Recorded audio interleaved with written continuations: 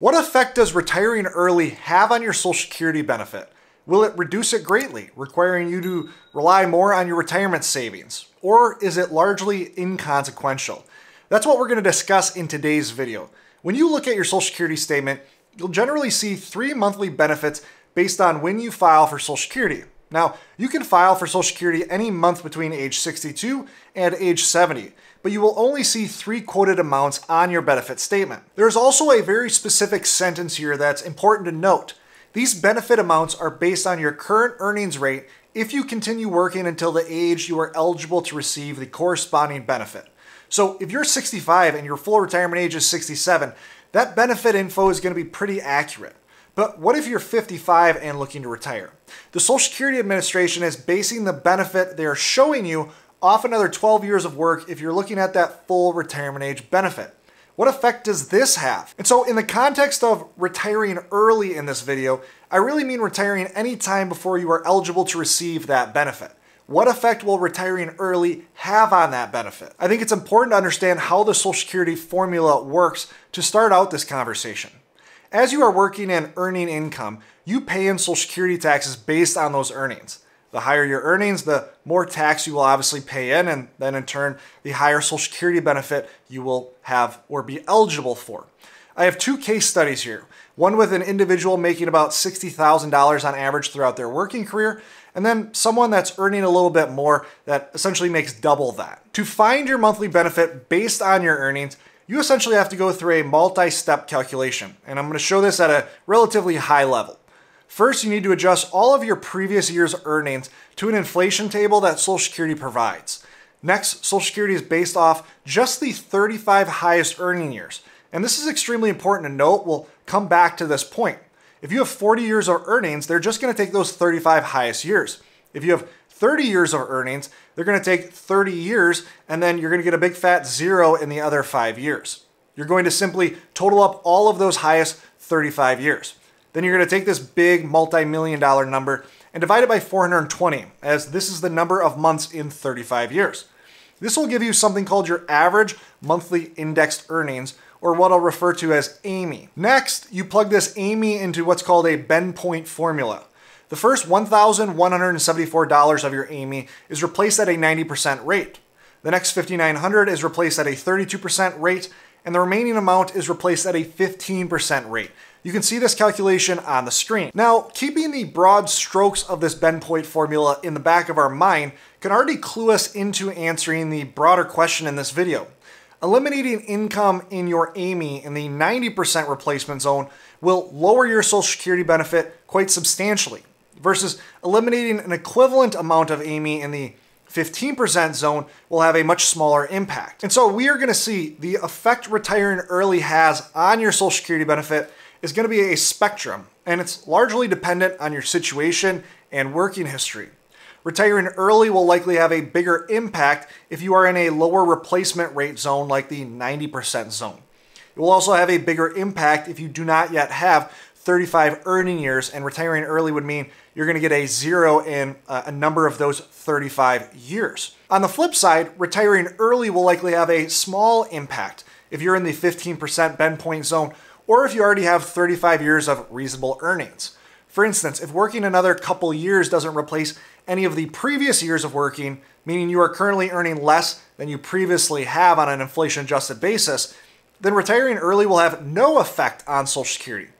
But enough with the generalities. Let's walk through these 2 case studies and show some hard data on what impact retiring early will actually have. I'm going to walk through these case studies backwards, because why not? And start with case study number 2. This would be the higher earners case study. Let's say rather than working into their 60s, this person had the financial ability to retire at 55. What would happen to their Social Security benefit if we eliminate the extra 6 years worth of earnings that we had previously added into these calculations? Well, this person's AMI would drop by over $1,500, which seems like a lot, but remember, they're losing this income in that 15% replacement range. So it will have a much smaller effect than other ranges. Translating this to their Social Security benefit, this would ultimately lead to an almost $250 per month reduction, or about a $3,000 annual reduction in income. Now, $3,000 isn't an immaterial amount, But in the context of working 6 less years, this is a pretty small overall reduction. Now, this person happened to have a few extra lower earning years to spare, so they didn't receive a 0 for those 6 years that they retired early. But what if they did?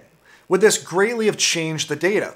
For instance, let's say that they didn't work in 2023 and their high earnings were replaced by a 0 value. What effect would that have if we're just focusing on a 1-year change? Well, as you can see on the screen, it would have about a $60 difference in monthly benefits.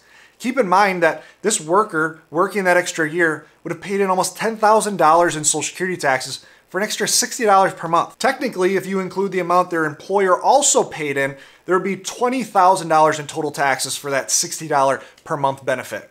So the ROI of those taxes paid in for that worker would be actually quite small. Let's look at the lower earners case study to see what changes in this scenario. Say this person, again, retires at age 55 and, like the other case study, has 6 less years of earning than previously. Now, from the screen, we can see this would eliminate some of the 6 highest working years this worker would have had. In this person's scenario, they're actually going to be replacing those decent earning years with a few zeros because they don't have the same working history. The total reduction in Amy is smaller at only $1,000, but this Amy falls in that 32% replacement zone. So the reduction in monthly benefits is actually going to be quite a bit larger than the previous example we showed, over $300 per month in total benefits loss, which leads to about a 13% reduction in monthly benefits. So we can see that retiring early affects this retiree much more than it affected the higher earner retiree. And again, this makes sense if we think about that bend point formula. Again, if we go back to the spectrum that we showed before, the effect will be entirely dependent on your situation and your working history. You technically only need 10 years of work to qualify for Social Security and receive any kind of benefit. But they will ultimately take your 35 highest earning years. So if you only have 10 years of work, for instance, you're going to receive a 0 in those 25 extra, highest earning years, if you will. So if you have less years of work and lower earnings in those years, then retiring early will have a much larger effect. Now, most people would think, if I have lower earnings, I can't retire early. How would that be possible? Well, we could be looking at one spouse that has lower earnings while the other spouse has quite a bit higher earnings and led to the majority of savings this couple ultimately had, which allows them to retire early. On the flip side, if you have substantial working history and your Amy is in the lower percentage replacement zone, then the amount your Social Security benefit will be reduced will likely be a rounding error in the grand scheme. This all being said, as we walk through this data, if you're focusing on Social Security as a primary variable for deciding whether to retire early or whether you should work longer in order to gain a larger Social Security benefit, I think you're missing the forest for the trees. It is a factor, no doubt, but not anywhere close to the most important factor.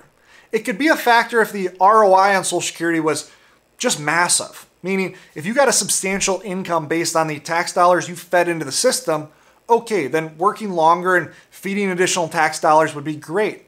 But the reality is the ROI on Social Security is neither amazing nor atrocious. Now, if you want to learn more about exactly how much benefit you gain from your tax dollars, click on this video right here to learn more. Here we discuss the actual ROI, return on investment, of Social Security. Thanks for watching today, and always remember, you don't need more money, you need a better plan. We look forward to seeing you in the next video.